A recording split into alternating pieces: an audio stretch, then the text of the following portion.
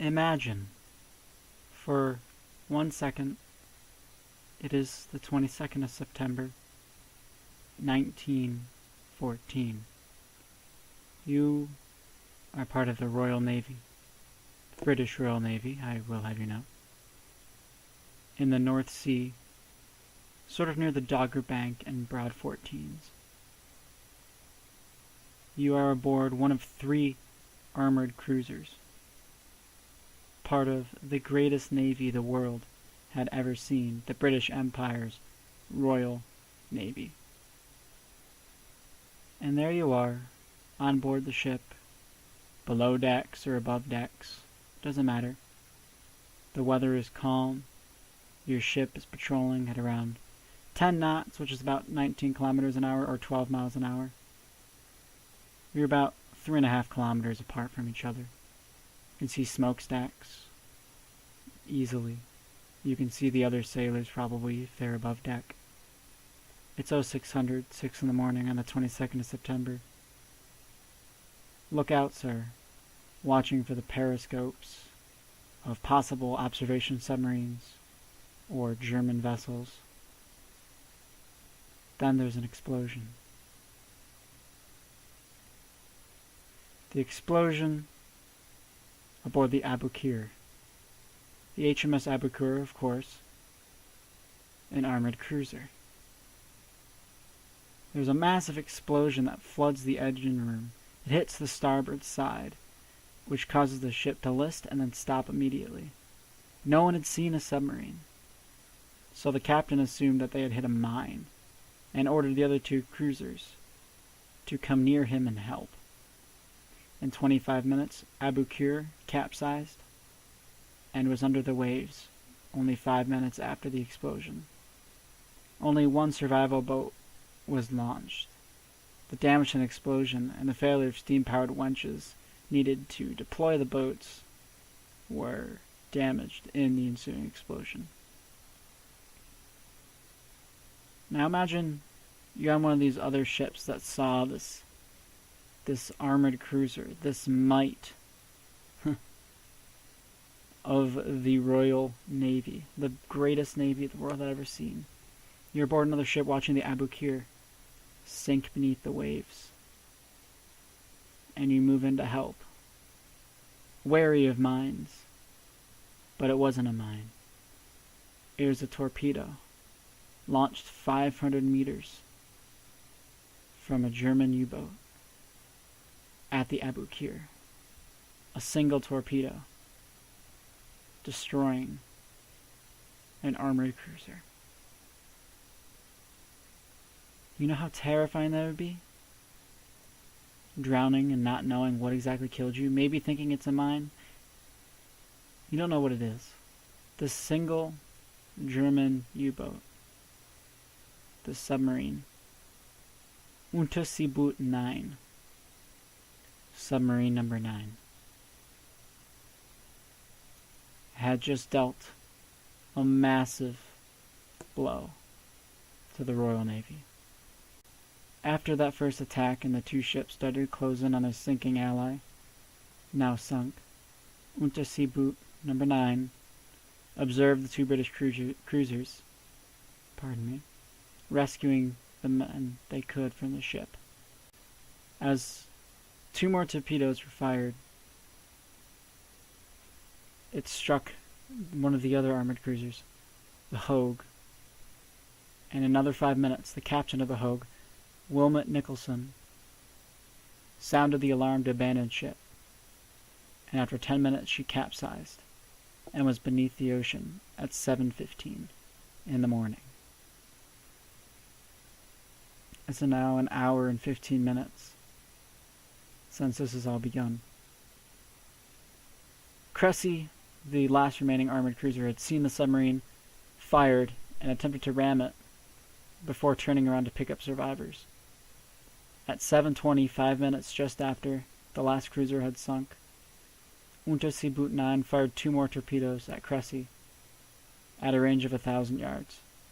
One missed, so the submarine turned and fired. The first torpedo struck the starboard side, the second the port beam. The ship capsized to starboard and floated upside down until 7:55. 2 sailing trawlers, civilian, Dutch sailing trawlers, did not go even close to Cressy for fear of mines. They had no idea it was a submarine at the time. Distress calls were received, but it was really too late. Imagine being on one of those ships just for a second. The first one sinks, you don't know what's from, you think it's a mine. Your captain tells you we're going in closer to rescue your friends. You go there. Another one of you sinks, and then you spot this black shape just sort of descend back into the waves.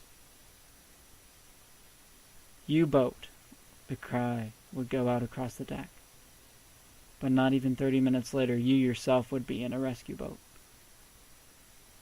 1,459 sailors were dead, and 3 armored cruisers sunk. A devastating blow to the world's greatest navy, and a win from Germany. It is true these Royal Navy cruisers were obsolete. They were called the Live Bait Squadron, because they're manned mostly by reservists, a lot of them over 30 years old. This shook the public's confidence not only in the government, not only in the Navy, but also spat on their reputation. One man was saved by each ship sunk and survived each time.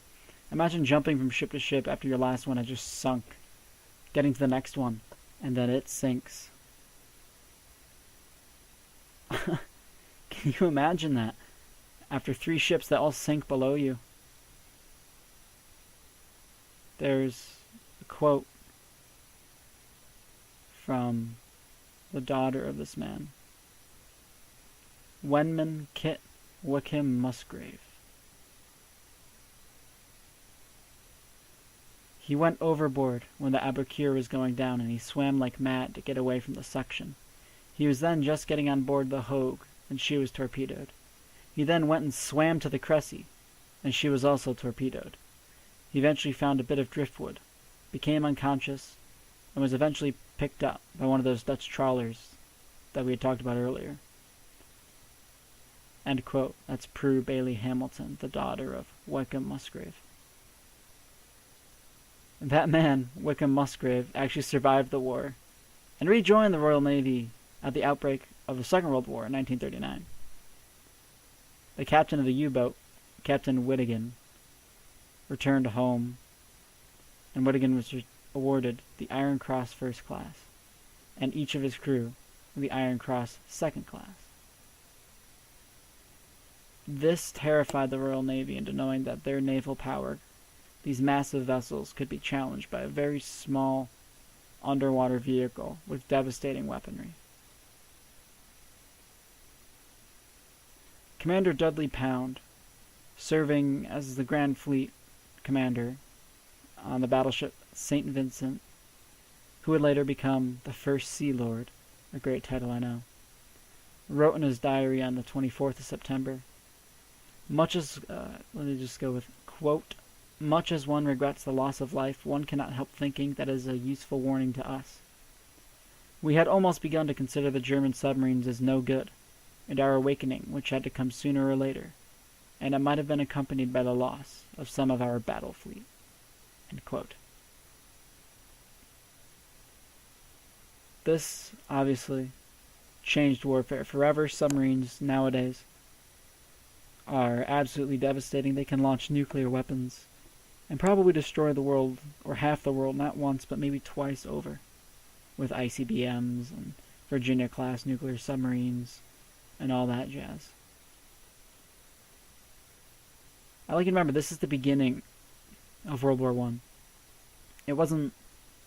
There isn't really a name for this battle, or this, I can't even call it a battle, this ambush of 22nd of September 1914. The Wikipedia article I'll click on real quick is action of the 22nd of September 1914.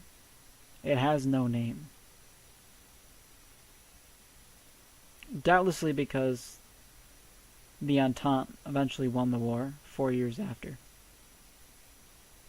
and probably didn't want it being dug up, this incident.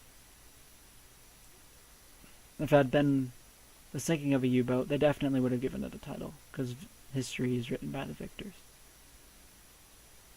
Sadly, 1,459 sailors would never have a title except for the footnotes of history of the action of the 22nd of September, 1914. This isn't exactly weird. By modern standards, yes, you'd think after one ship was struck by a torpedo, you would all go, that wasn't a mine, that was too direct of an explosion to be a mine.